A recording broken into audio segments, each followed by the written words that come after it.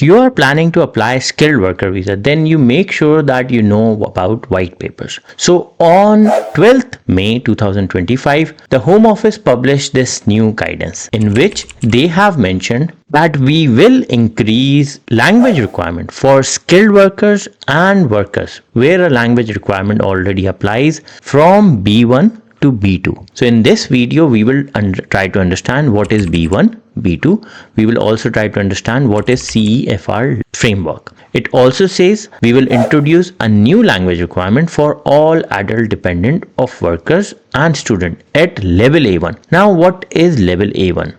So for that, we will go on britishcouncil.org. All my content always have a link, a source file. You can always look in the description and you can see these. So this is where I'm getting this from. It's from British Council, Understand Your Language. And it comes what are the CEFR levels. Over here, they have clearly mentioned A1, A2, B1, B2, C1, C2. Now, what is A1? So A1 is elementary, A2 is pre-intermediate. So pre-intermediate is basically, now this is also you need to understand that every exam is different. So for example, this column is for Cambridge exam, this column is for IELTS. Now if we go on IELTS website, we can see clearly that it says A1, A2, which is for basic user, B1, B2 is for independent user. When we say B1, that means your score 4.5, 5 is B1. If you score 5.5, 6.5, that's B2. So for example, if you are going for IELTS in this framework,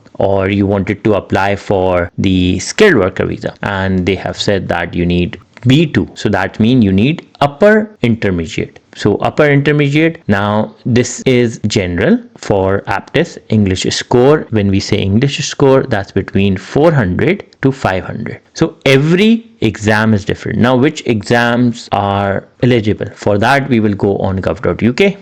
We will write skilled worker visa, click search, and then in this section you have knowledge of English. If I click on this, it explains me that what knowledge of English I need. So over here, they have mentioned you must prove you can read, write, speak and understand English to at least level B1. Now this is level B1 and this is Common European Framework, which they have explained over here. So if I see this section, if I zoom out, now you can see. So now this link I'm getting from gov.uk, so you can trust this link. Now it says B1 over here, B2 over here. B1 can understand the main point of clear standard input on familiar matters regularly encountered in work, school, leisure, etc. Over here in B2 they have mentioned can understand the main ideas of complex text on both concrete and abstract topics, including technical discussion. Now this, if they are changing from B1 to B2, so if we go back on IELTS website, we'll be able to see that you need to score 5.5, 6, 6.5. And if we go back on the language certificate, so language cert, basically this is also approved. Now how do you know this is approved? So for that, again, if we go on gov.uk, and on gov.uk, if we write again skilled worker visa, go back on the main page, knowing of English.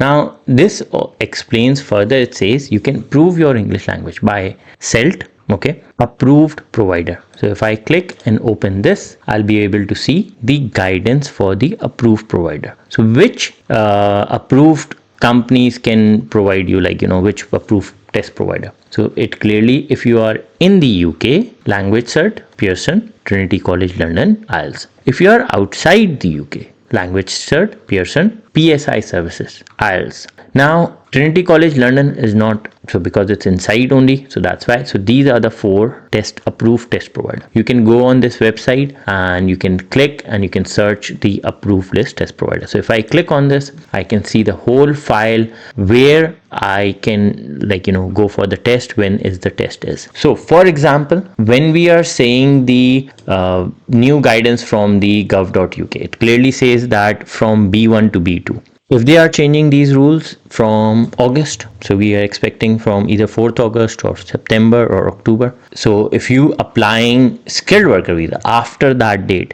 and they change the rule to B2, in that case it's always better to do B2. Further, it also says we will introduce requirement to demonstrate progression to level A2 basic user for any visa extension and B2 independent user for settlement. Now question mark is you are putting all these efforts towards the ILR and they want you to do B2. So it's better to do B2 before. We will increase our existing requirement for settlement across the majority of immigration routes from B1 to B2. So my main motive of this video, the purpose of this video is today is to explain you that they are changing the rule to B2. So it's better that you understand what is B2 and also try to understand when is the test. So for example, if you are planning for skilled worker visa, so if I select these 4 columns, okay, 4 rows, and I see all these that when is the test, so they are providing all the details over here. So Monday 6th April, 18th December, so every country got different date, different test center. So these are the ones which are provided by the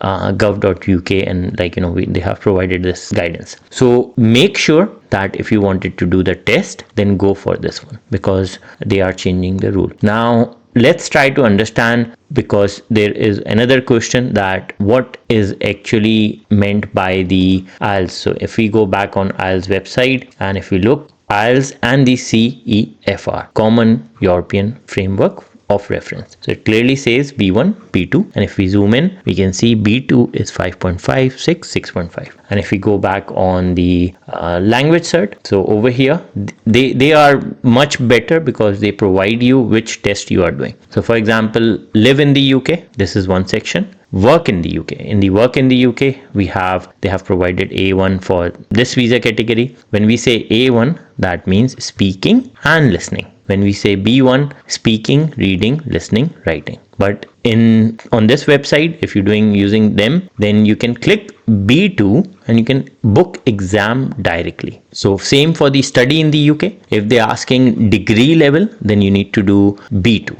and you need to book B2.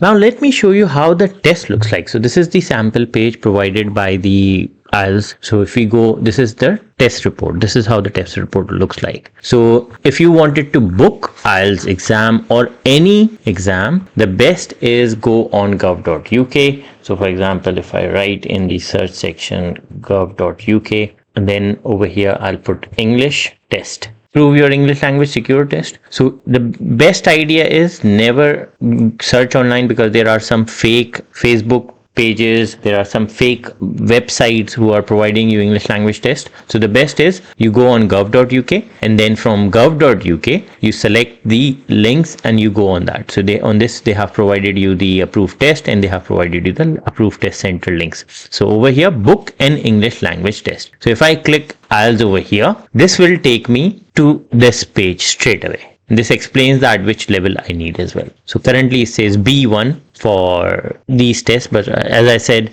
in future they will change the requirement and things will get changed. So over here is mentioned that if you're coming for innovator founder visa, you need B2. If you're coming for health and care worker visa, you need B1. So they have provided all these description. Same for the study in UK. If I click over here, they have provided B1, B2 if you are coming for degree level. Now, once you are on this page, you can book directly. You don't need any person. And if you wanted to understand that what is your level of English, go on British Council website, click on English levels. If I click over here, it will take me to the page English language. Over here, this is a small link, online level test. Click on it and you will register yourself for this. So this is basically this multiple choice test will tell you where you stand and whether you need B1, B2, which exam you need. Register. So basically it will tell your English language level where you stand, and you can register yourself.